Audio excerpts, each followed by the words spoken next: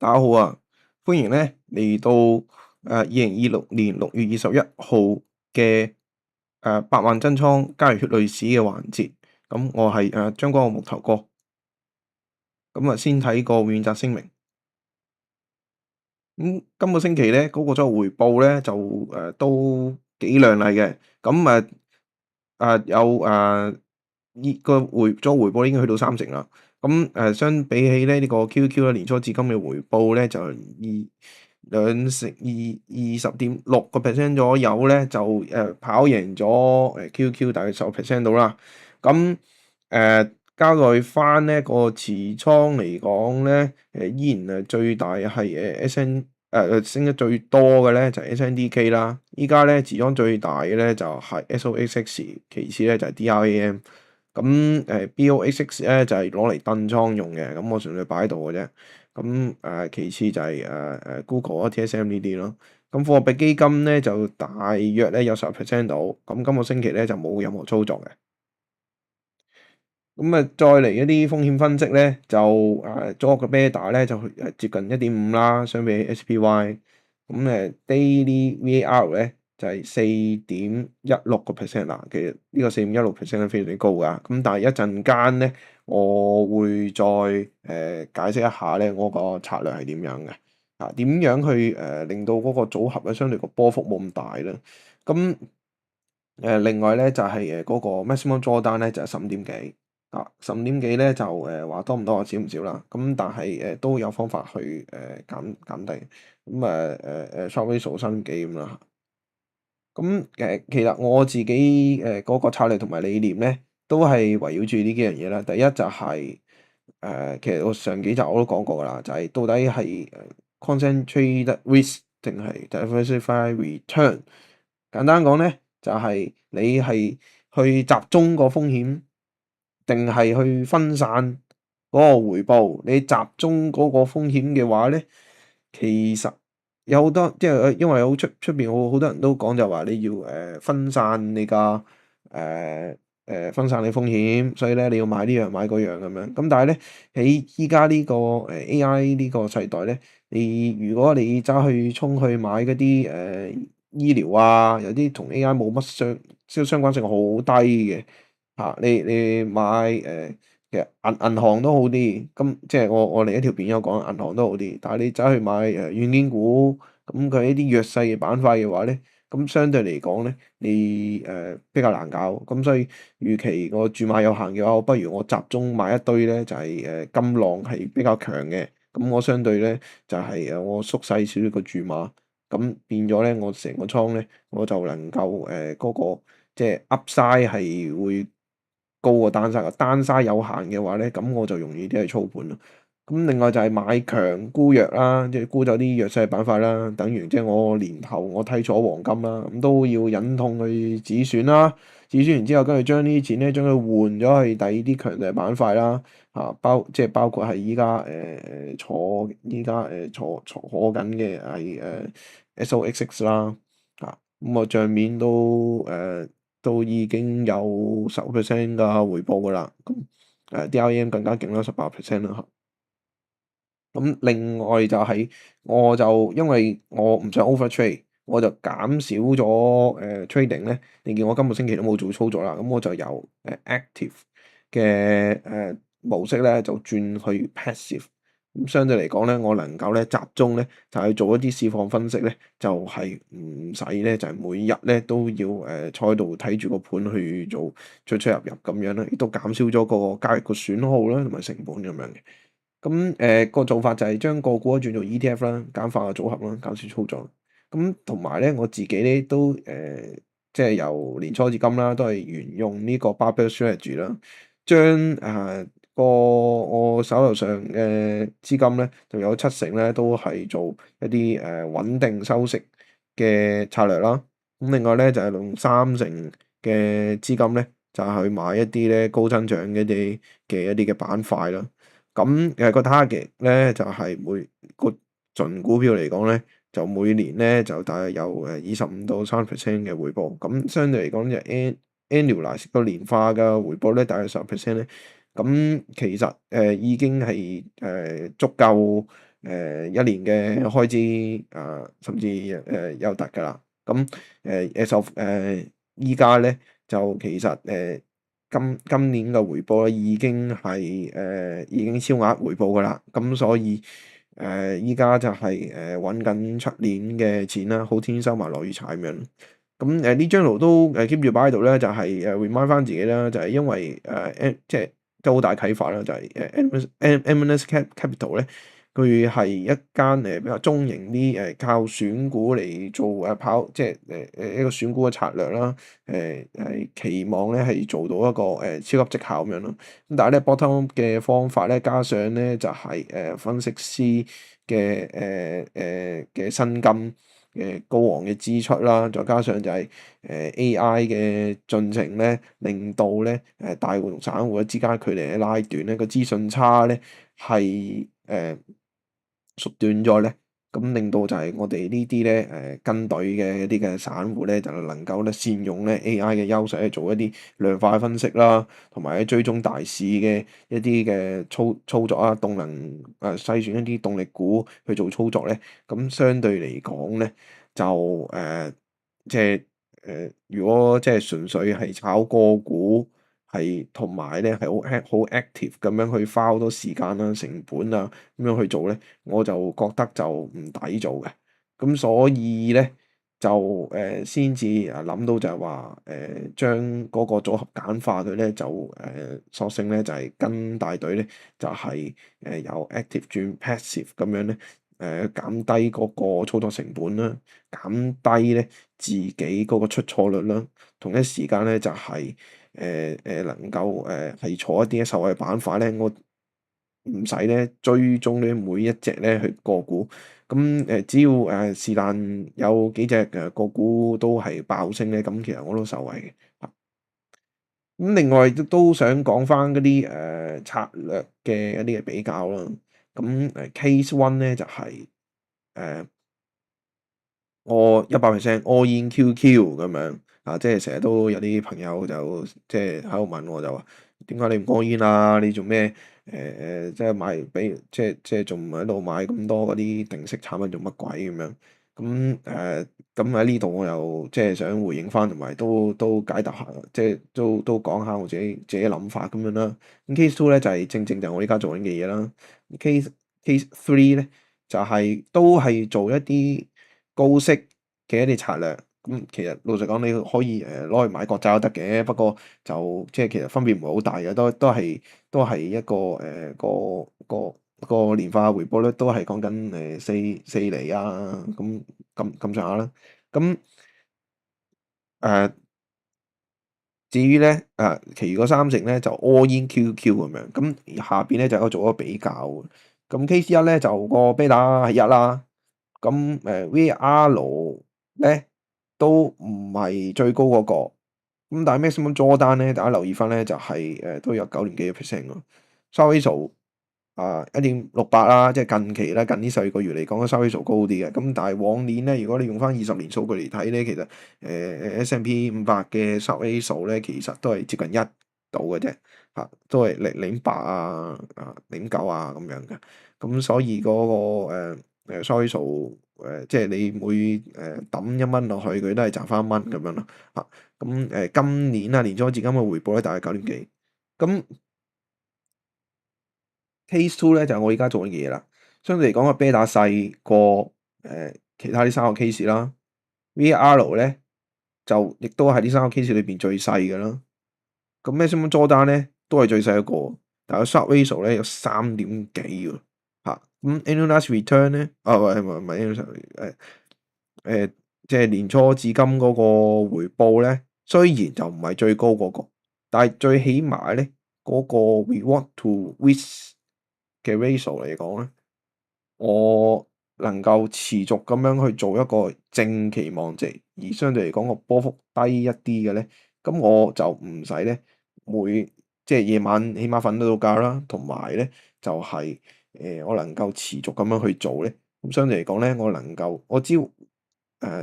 持續咁樣去穩定咁樣去做呢件事咧，即係跑馬拉松咁樣啦。咁相對嚟講咧，就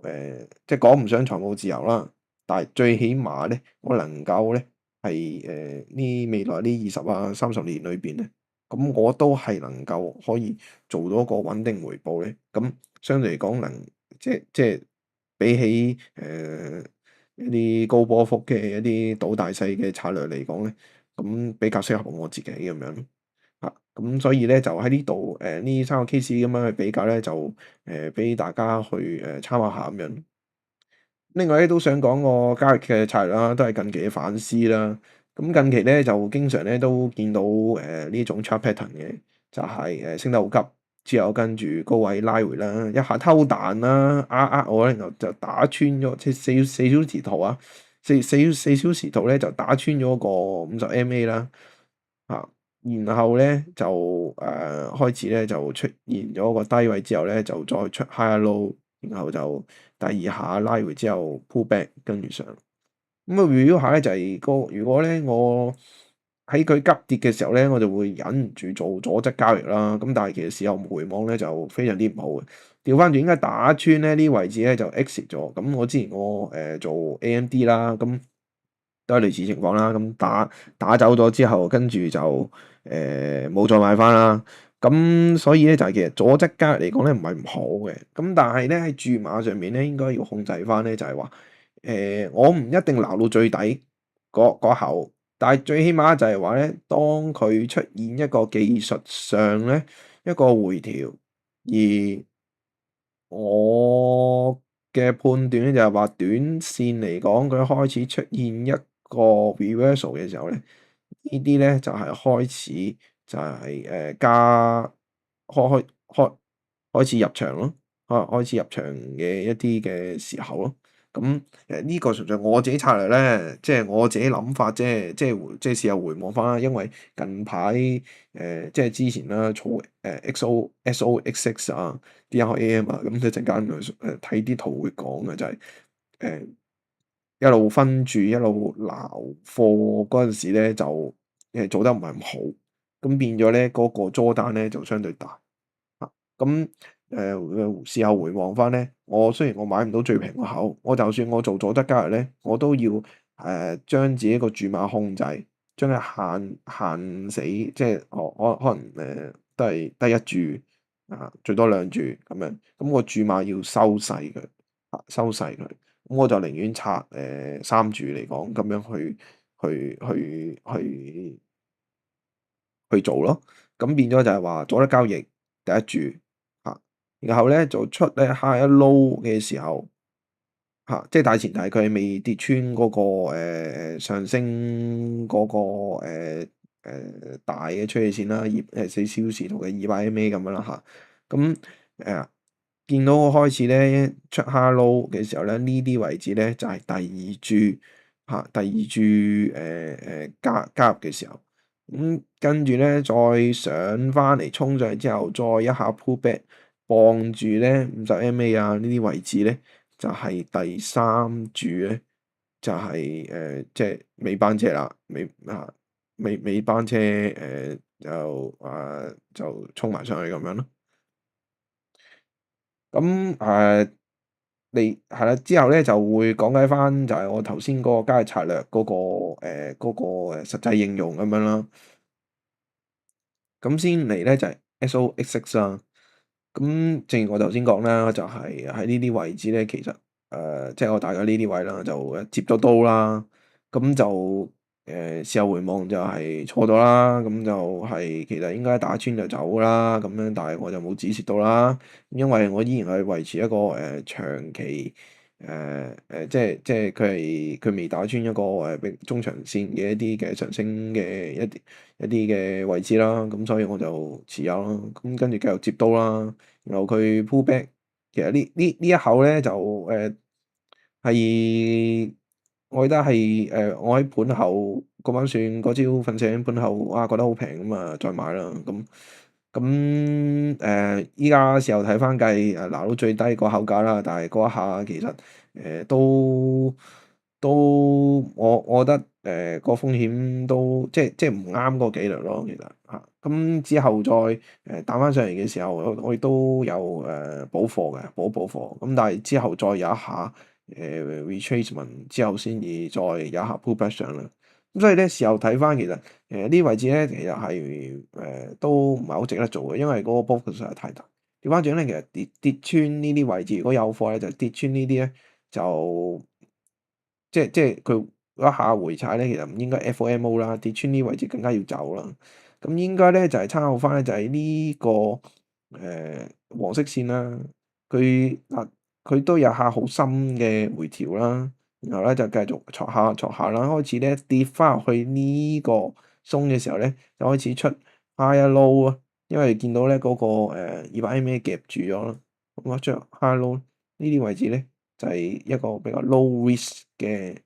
一個位置啊，low risk 嘅一個位置。咁呢啲應該係呢啲位第一注啦。咁跟住咧再衝咗上去之後，再落翻嚟呢啲位開始，打打又唔死喎。咁呢啲位置咧就應該就加碼。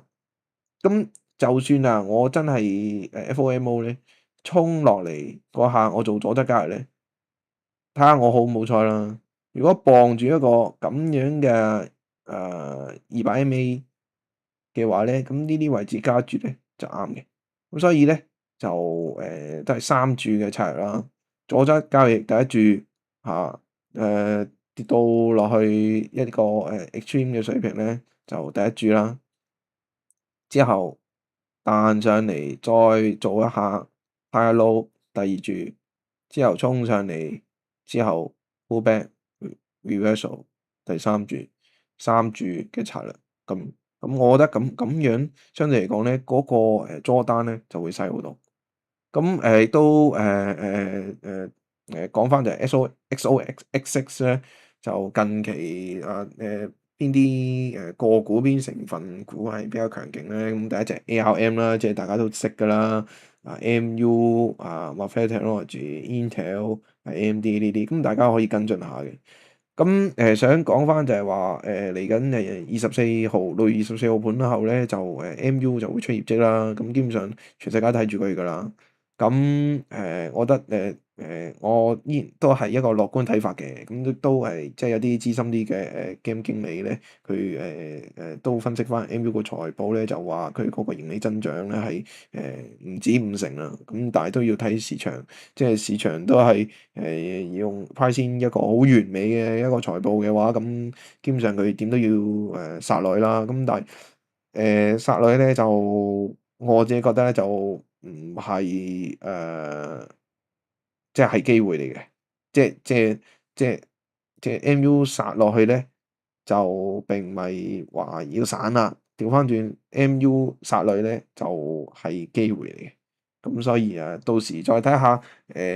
呢個交易策略係咪適用啦。咁再嚟就係 DRAM 啦，其實都個形態都好類似啦，都係殺落嚟去到接近200 MA 4小時圖嚟㗎，呢個4小時圖嘅200 MA，睇下啲位置去撈一注啦。咁呢一注咧，我又即係我時候睇翻又覺得又就好適合我頭先所講嘅，就係因為我試完呢注之後，我發現原來應該咁樣做比較好啲。咁就係吹 high low 嘅時候就加注啦，跟住咧衝上去之後，跟住pull back reversal 呢啲啦，掂死呢啲又開始由尾班車就又加翻注啦。咁as of 出邊嘅呢一刻咧，截數嘅呢一刻咧，就DRAM 咧就已經上到去81嘅水平啦。咁睇下星期一朝早8點開始睇下夜盤係咩情況啦。咁都即係有貨嘅朋友都恭喜大家啦。咁都係要持續咧，要將嗰個止賺位繼續推高咯。咁個別股票都相信大家都知㗎啦，都不過都 show 出嚟俾大家參考下啦，即係大家要多啲密切留意呢一堆公司咁樣。咁啊，今期賺得最多就係 SNDK 啦，咁由600蚊、600幾蚊我一路儲貨啦，去到800幾再加咗注啦，咁到依家都冇沽到嘅，咁變咗就都係更新翻嗰個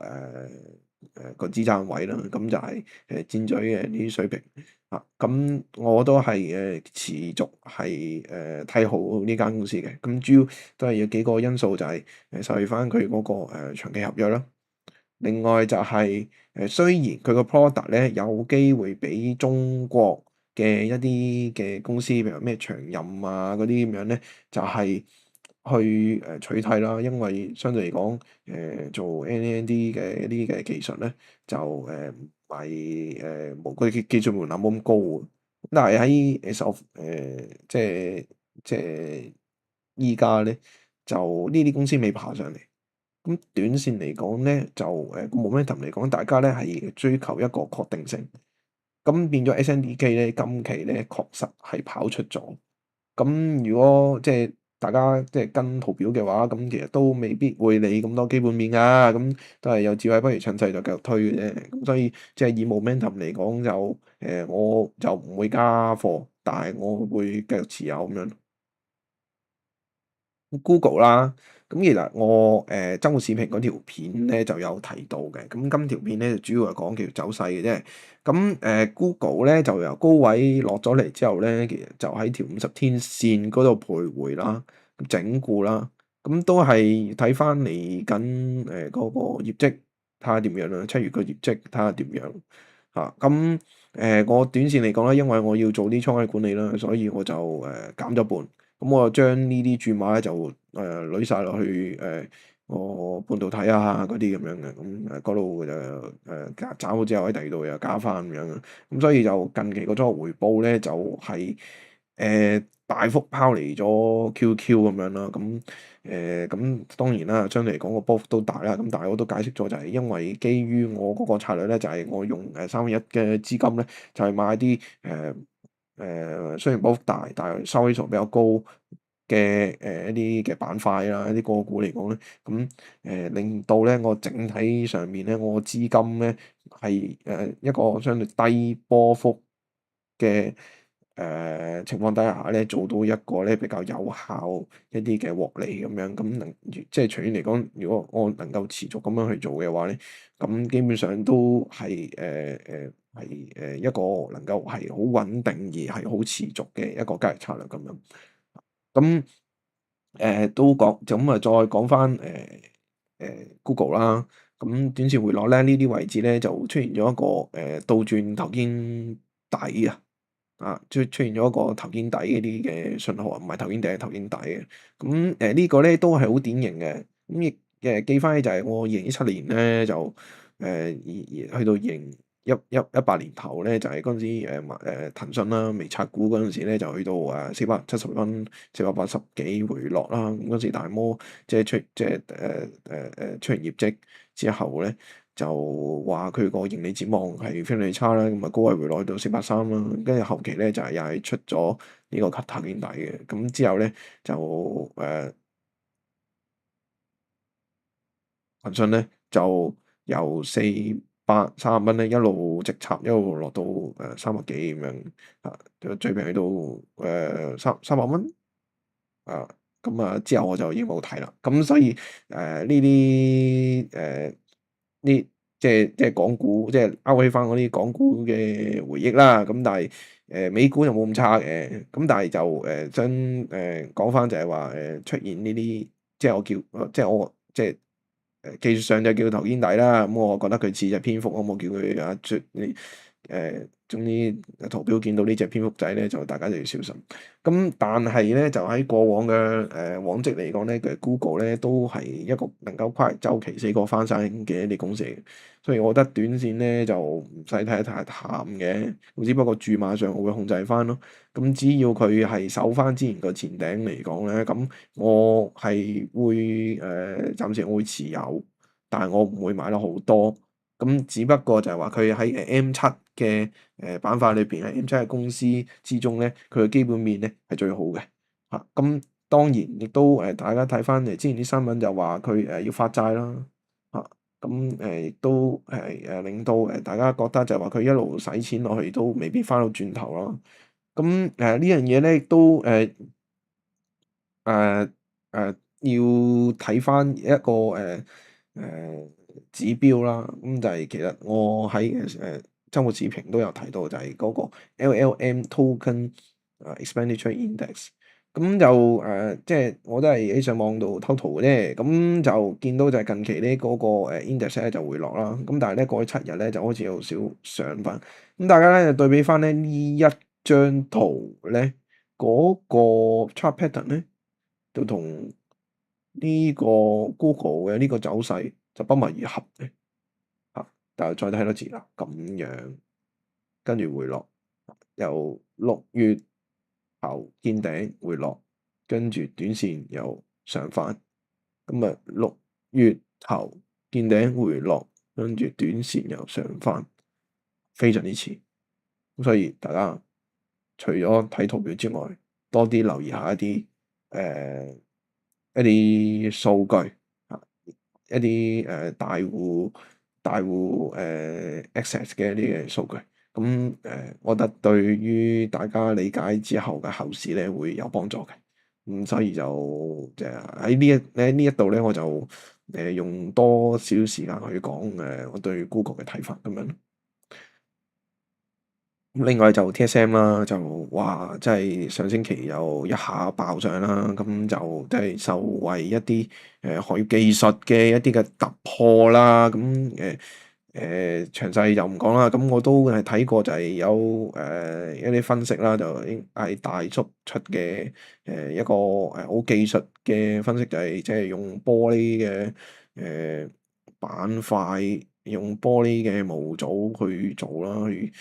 即係將 silicon 呢樣嘢，即係佢推到極限之後咧，就發現點樣再做下一步，再將嗰個良率啊，將嗰個晶片嗰個效能再提升咧，就下一步就係玻璃啊，將用玻璃嚟做芯片啊。咁基本上即係全球係得 TSM 係能夠做到啲咁高端嘅一啲嘅技術。咁所以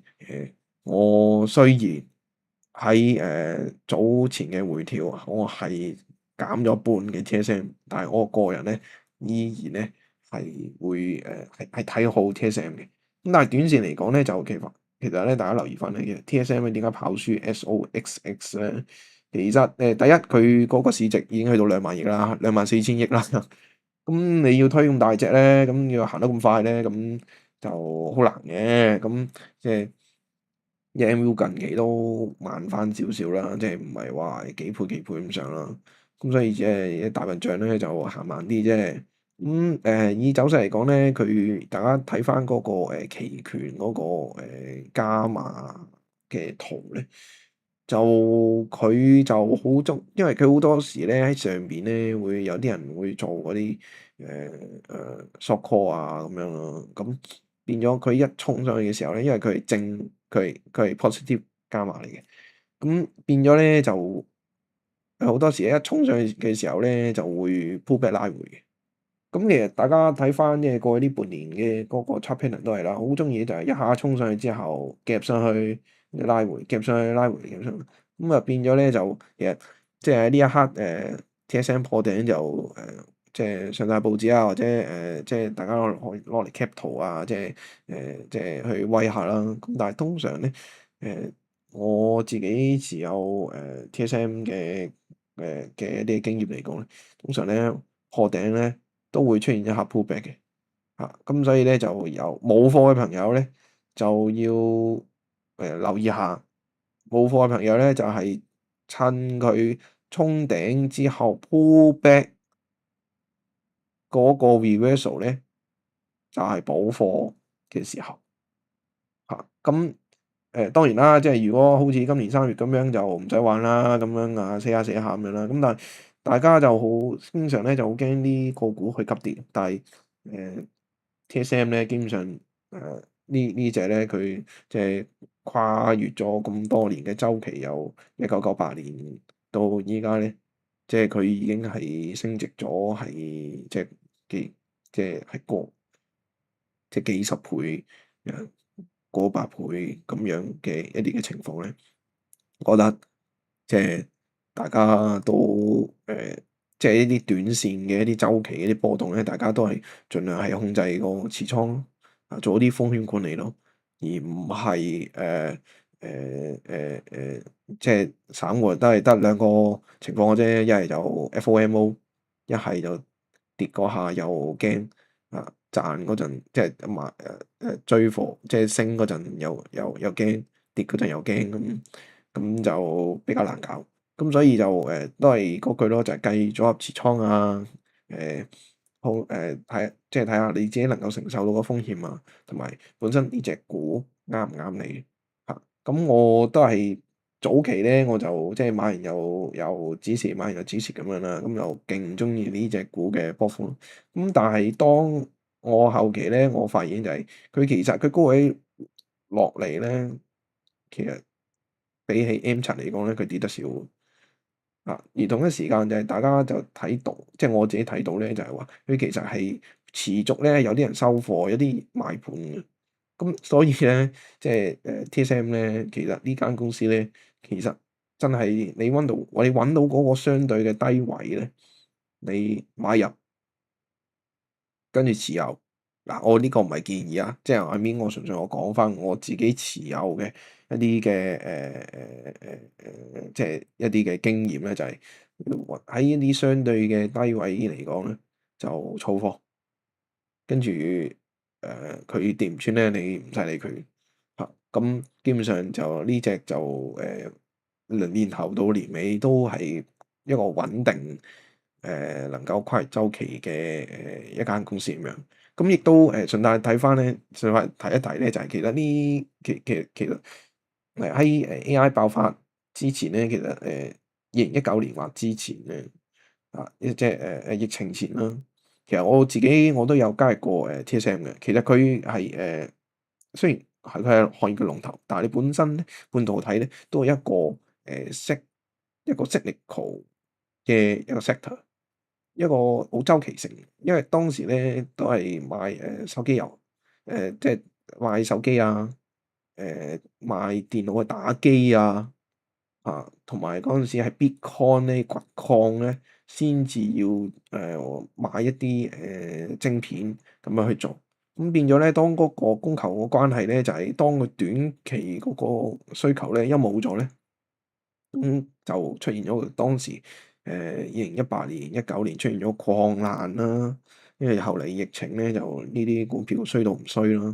咁但係咧，當 AI 個進程咧係一路發展嘅時候咧，就睇到一樣嘢，就係呢啲週期股咧開始咧就脫離咗嗰個週期，就變咗咧就係 TSM 咧喺2022年咧出現咗個好勁嘅大行情。即係講緊2022年或之前啦，即係 即係疫情後開始咧出現咗一個價值嗰個重估咧，就終脫離咗佢嗰個周期性嘅一個上落，而係呢一個咧比較中長期咧就一個上升嘅趨勢。咁變咗咧就係喺呢個基本面嘅底下咧，大家見到其實 TSM 咧，其實佢個市盈率咧長期都係 keep 住30幾嘅，即係佢係有個 premium 喺度。咁當然啦，因為佢都係 keep 住每年咧都係一個好穩定嘅，甚至係每個月都交到數添啦，同埋技術突破咧，呢樣嘢令到我都係會覺得呢間公司係非常之優質，所以就。即係你當價值投資又好咩都好啦，咁但係當然啦，其實即係呢個節目主要都係講趨勢投資啦。咁都係即係如果大家覺得就係話SNDK 呢啲高波幅嘅，咁其實不如即係考慮下呢啲佢個波幅都有嘅，但係相對嚟講就穩陣啲，咁慢慢上咁樣咁即係我當佢好似防守股咁樣咯。即係對於我嚟講係即係大家對防守股嘅定義就即係好唔同啦。即係防守股就係麥當勞啊嗰啲咁樣，咁但係對於我嚟講就係台積電就係一隻防守股嚟嘅。咁所以就即係總結嚟講啦，都係有智慧不如趁勢啦，就即係嗰啲價值投資嗰啲，大家都抌垃圾桶佢啦，咁就留意翻咧個股一啲板塊輪動啦。咁我自己個取態咧都係會依然係會沿用一個即係會揀一啲 ETF 嘅。另外亦都要控制好個 downside 啦。咁亦都分享咗就係嗰個交易嘅策略咧，就係左側交易咧就盡量少做啦，就係盡量咧做一啲優質啦，confirm 咗出 high low 咧就開始加注啦。咁咧即係揾自己咧適合自己一啲嘅組合咯。咁嗰個展望就係都係要留意翻一個市寬嘅指標嘅變化啦。咁市寬指標咧就喺週末視頻嗰度我已經解釋咗㗎啦。咁大家可以睇翻嗰條片啦。咁另外就係留意翻啲個別板塊啲沽嘅機會啦。咁操作嚟講咧就將嗰個止賺止蝕咧就將佢嘅推高，同埋 limit 咗個 downside 啦。咁最後咧就係 stay invest stay foolish 啦。咁中意呢條片嘅朋友記得咧就訂閱大人學投資呢個 channel 啦，同埋去我 Facebook 嗰度follow 啦，同埋我最新咧開咗 Fed 呢個 account 咧，就最新咧就已經個訂閱人數已經係去到500個㗎啦，係超越咗500個啦。咁我個頭像我轉咗嘅，咁呢個未 update 嘅，咁我之後會再 update 翻嘅。咁今集時間係咁多啊，咁下集再見。